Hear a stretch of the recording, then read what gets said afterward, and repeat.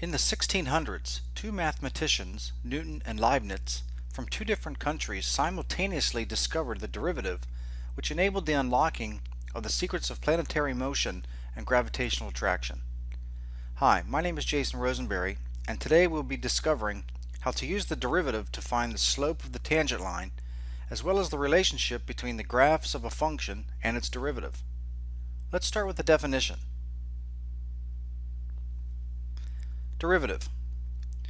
The derivative of the function f with respect to the variable x is the function f prime whose value at x is f prime of x is equal to the limit as h approaches 0 of f of x plus h minus f of x over h, provided the limit exists.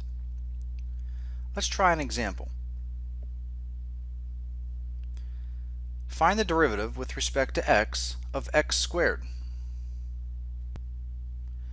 So, using our definition of derivative, let's find f prime of x. So f prime of x equals limit as h goes to 0 x plus h squared minus x squared all over h.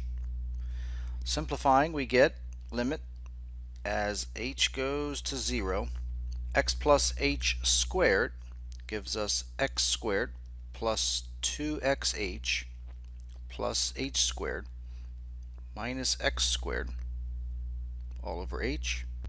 Simplifying the numerator, we get limit h goes to 0 of the x squared minus x squared makes 0, leaving us with 2xh plus h squared all over h, and then this equals limit as h goes to 0 of, we're going to factor an h out of the numerator, so factoring out h we're left with 2x plus h all over h, and our h's divide out, so we have limit as h goes to 0 of 2x plus h, and as h goes to 0 we're left with 2x plus 0, which is equal to 2x. So what we just find out? If f of x is equal to x squared, then the derivative of f, or f prime of x, is equal to 2x. There is an alternate definition that is sometimes useful. Let's take a look at that. Here's the alternate derivative, definition of a derivative at a point.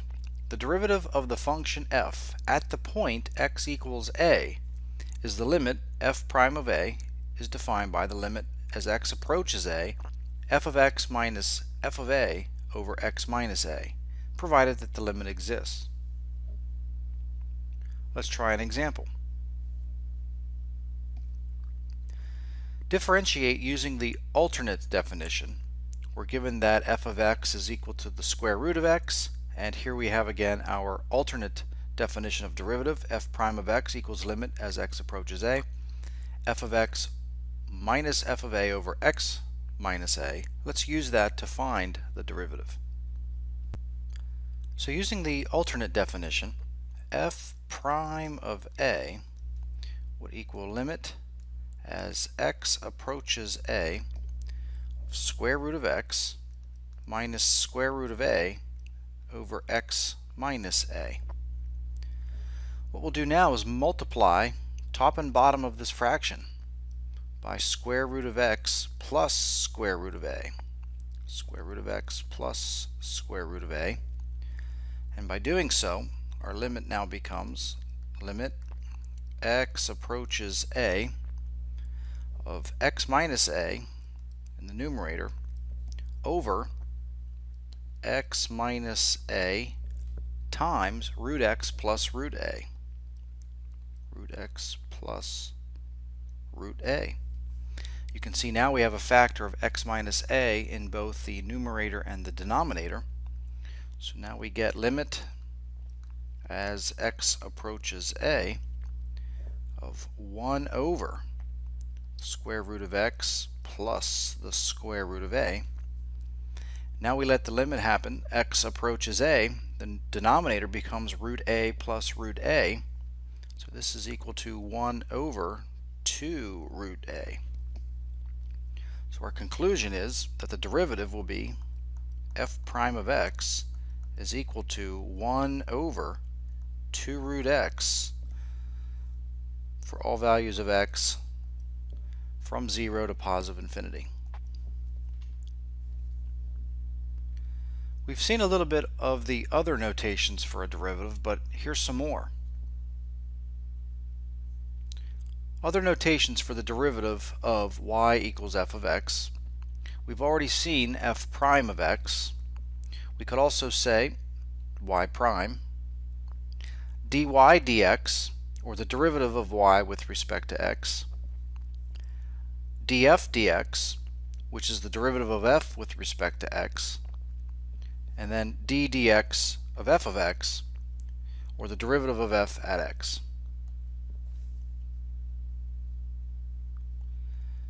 Now we want to work on graphing the derivative function for a function that is given as a graph.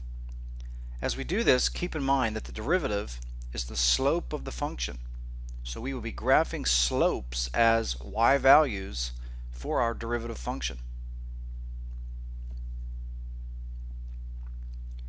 Graph the derivative of the function f, whose graph is shown below. Discuss the behavior of f in terms of the signs and values of f prime. So on the left-hand side, we have the graph of y equals f of x, and on the right-hand side, we have the graph of the derivative, y equals f prime of x. On the left-hand side, the graph of f of x, we're taking various points and we're showing you what the slope of the tangent line would be at those points. For instance, at point A, slope of the tangent line is positive 4. At point B, slope of tangent line is positive 1. Notice at point C, we've reached a maximum height. There, the tangent line would be a horizontal line, slope of 0, etc., etc., etc.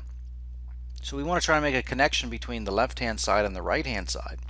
So now, right-hand side, y equals f prime of x, the y values are the actual slopes of the tangent lines at those points.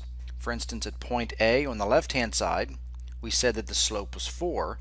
So notice on the right-hand side, a prime, the y value is 4. Again, at point B, on the left-hand side, graph of f of x, the slope is 1. Notice on the right-hand side, f prime of x, b prime, we're saying that the slope is 1 by making the y value positive 1. So what connections can you make between left-hand graph and right-hand graph? Is notice on the left-hand side, from the graph of f of x, from point A, the whole way to point, let's say somewhere in here, do you see how the slope of the tangent line is decreasing? We went from slope of 4 to slope of 1 to slope of 0 to slope of negative 1, decreasing, see, decreasing. Notice what's happening on the right-hand side from A prime to, let's stop at C prime. There the slope was 0, D prime, slope negative 1, and then here about x equals 4, we can see that the slope has reached a minimum value and then starts increasing again. So here at x equals 4, right about here, we can see there's a point where the slope is changing from decreasing back to increasing again. So again, over here we can see that here's this point at 4 on f prime of x. Slope is decreasing, and then the slope starts to increase again.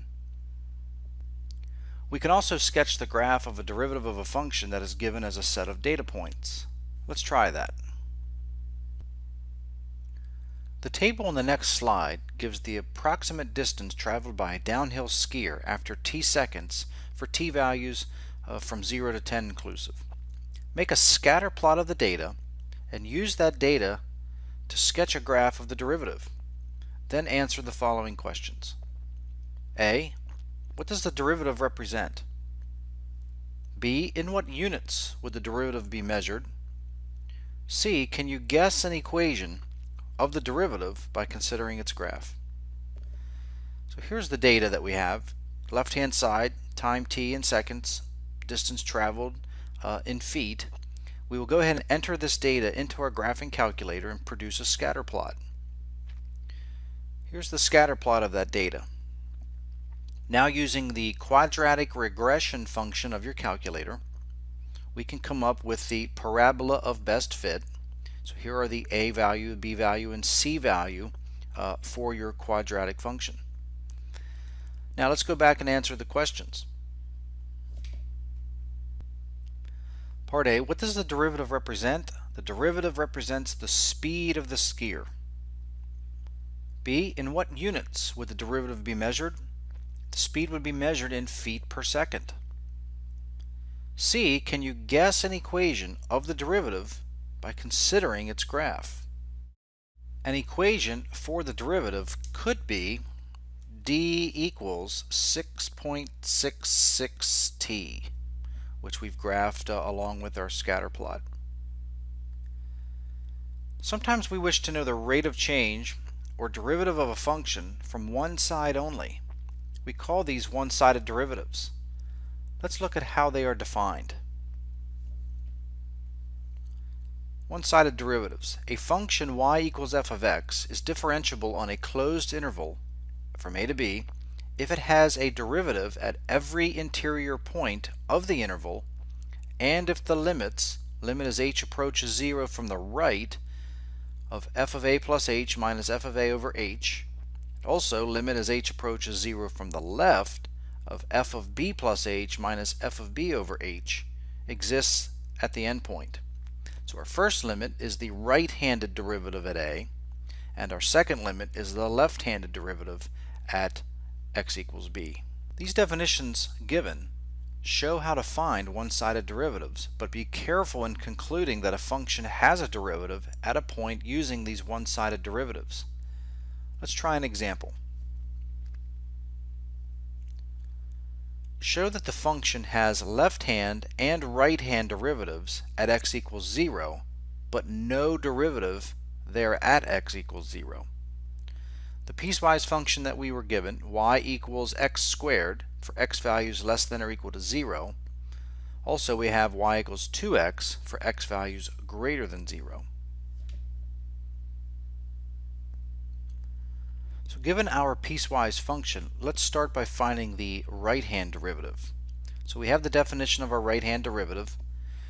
Making our substitutions, this would be limit as h approaches 0 from the right of f of 0 plus h minus f of 0 all over h. Now we're using the function 2x. We're approaching 0 from the right, which implies x values greater than 0. So the function we want to use is y equals 2x. So this limit becomes limit as h approaches 0 from the right, f of 0 plus h would be 2 times 0 plus h minus 2 times 0 all over h. This limit becomes limit as h approaches 0 from the right of 2h over h. 2h over h is equal to 2, and the limit of a constant as h approaches 0 from the right is just the constant 2. So our right hand limit is 2. Now let's look at the left hand limit. Here's the definition of our left-handed limit, and for the left-handed limit we want to use the y equals x squared function. So making our substitution, we would have limit as h approaches 0 from the left of 0 plus h squared minus 0 squared all over h. Simplify. This becomes limit h approaches 0 from the left. 0 plus h squared would be h squared minus 0 squared, which is just 0, all over h. And this would equal limit h approaches 0 from the left. H squared over h is just h.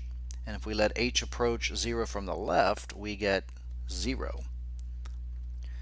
So since the left-hand derivative is 0 and the right-hand limit, the right hand is 2, then therefore the derivative does not exist at x equals 0. Recall that for a limit to exist, the left side of limit and the right side of limit must be the same value, for the two-sided value to exist, and that's not happening here. So this function does not have a derivative at x equals 0. Now it's time for you to try a problem. Show that the function has left-hand and right-hand derivatives at x equals 1, but no derivative there. Our function is y equals x squared plus x for x less than or equal to 1, y equals 4x minus 2 for x greater than 1. Pause the video while you work on this problem. When you are finished, restart the video to check your solution. So let's start with the right-hand derivative. We would have limit as h approaches 0 from the right. F of a plus h would be f of 1 plus h minus f of a, or minus f of 1 all over h. So now we simplify. This becomes the limit as h approaches 0 from the right. F of 1 plus h would become 4 times 1 plus h minus 2 minus f of 1, which is 4 times 1 minus 2 all over h. This would become limit as h approaches 0 from the right. Simplifying numerator, we would have 4 plus 4h minus 2 minus 2, all of that over h. And again, when we simplify, this would become limit as h approaches 0 from the right. The numerator becomes 4h and the denominator is h, so this limit is 4. So the right-hand derivative would be 4. Let's now look at the left-hand derivative. We would have limit h goes to 0 from the left. F of a plus h would be f of 1 plus h minus f of 1 all over h. And now we use the other function in our piecewise function. So this would equal the limit as h approaches 0 from the left of 1 plus h squared plus 1 plus h minus f of 1, which is just 2, all over h. This would then simplify to limit h approaches 0 from the left of 3h plus h squared over h. This then becomes limit as h approaches 0 from the left of 3 plus h, and this ends up being 3. So the right end derivative was positive 4, the left end derivative was 3, so each of those exist, but they're different values, so this function does not have a derivative at x equals 1. In this lesson, we explored the derivative and the relationship between the graphs of the function and its derivative. Be sure to work the exercises that your teacher assigns, and we'll see you next time.